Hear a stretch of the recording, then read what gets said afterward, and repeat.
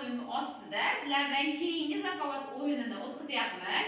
Demak, sinfimizda eng o'rganishga chanqoq, zukko, bilimdon o'quvchilarni taklif qilganmiz. 5 ta o'quvchi, 5 ta o'quvchi hammasi o'zlari uchun kurashib ball yig'ib borishadi va g'olibimiz bitta sanaladi. Ko'ramiz o'yinimizni oxirida qani kim g'olib bo'lar ekan. O'quvchilarga omad tilagan holatda ularni qo'llab-quvvatlab qo'yamiz.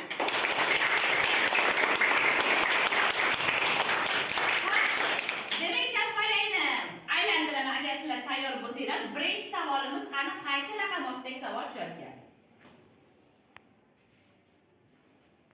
Xo'p, demak, charpalagimiz 6-raqam ostidagi savolni o'qiyman. Diqqat qilasiz, tayyor bo'lsangiz 6-raqam ostidagi savolni o'qiyman. Eshiting. Xo'p, eshiting, diqqat qilamiz, eshitamiz. U daraxt Markaziy Osiyoda xosiyatli daraxt hisoblangan. Ocharchilik yillarida ham uning tegini kutganlar tirik qolishgan ekan. U daraxtni kesish baxtsizlik sanalgan ekan. Bu qanday daraxt haqida ketyapti gap? Demak, bu daraxtning nomi nima ekan? Qani o'ylab turib javob beramiz. Xo'p, tuz daraxti qarshi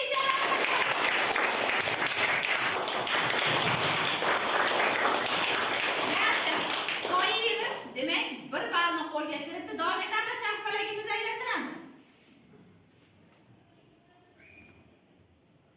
Demak, 4-raqam ostidagi savolni o'qiyman, diqqat qilasiz.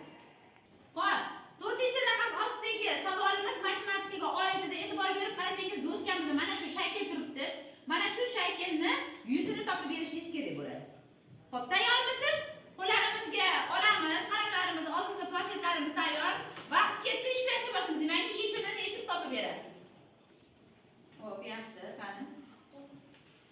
Xo'p, farq bo'pti ekan, qani farqni tekshiramiz. Farq to'g'ri ishlabdi. Mana e'tibor berib qarang. Mana shu shaklni yuzini to'g'ri topib, g'oliblikni qo'lga kiritib, bir ballni qo'lga kiritib.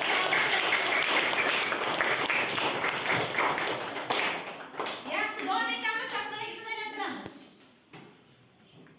Qani qaysi savol tushar ekan ko'ramiz. Demak, 3-raqam ostidagi savolni o'qiyman. Diqqatingizni qaratasiz. Demak, 3-raqam ostidagi savolni o'qiyman. Diqqat bilan eshiting. Demak, berilayotgan gap, ya'ni jumla o'qish savodxonligi kitobimizdagi qaysidir matndan olingan. Demak, siz o'sha matnning nomini topishingiz kerak bo'ladi. Tushunarli bo'ldi? Eshiting diqqat bilan.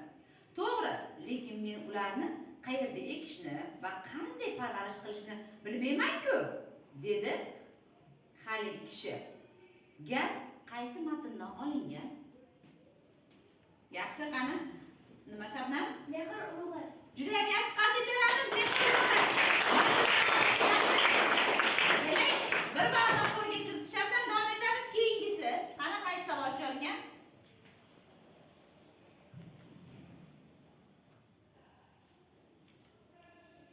Demak,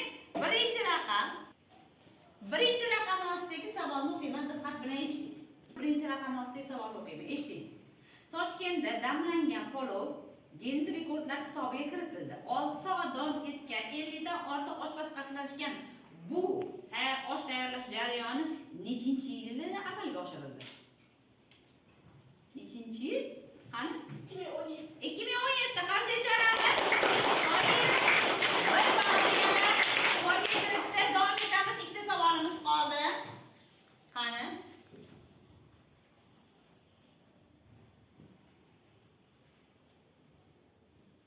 Demak, 5-raqam ostidagi savolni o'qiyman, diqqat qilasiz.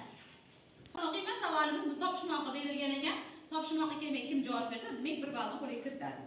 Qozonda emas qaynaydi, qishin yozin tinmaydi. Topishmoqning javobi nima ekan, qani? Qani? Buloq. Buloqda balaga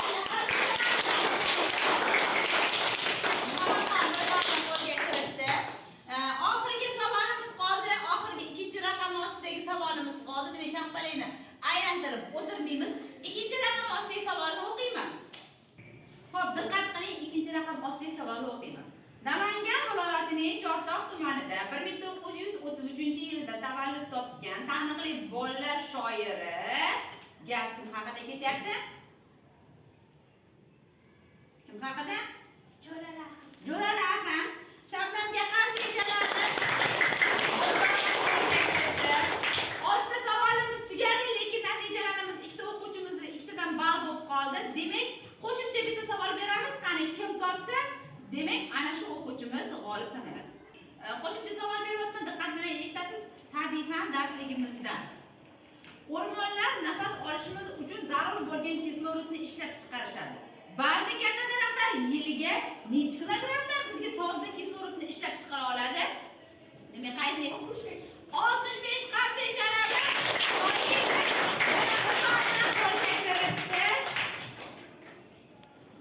Xo'p, bugungi zakovat o'yinimizda 3 ballni, eng ko'p ballni demak Toyirov Ozodbek qo'lga kiritdi. 6 ta jami va qo'shimcha bitta savol berildi. 7 ta savolning ichida eng ko'pidan, ya'ni 3 ta savolga javob berib, bugungi zakovat o'yinimizning g'olibi bo'ldi. Qarshi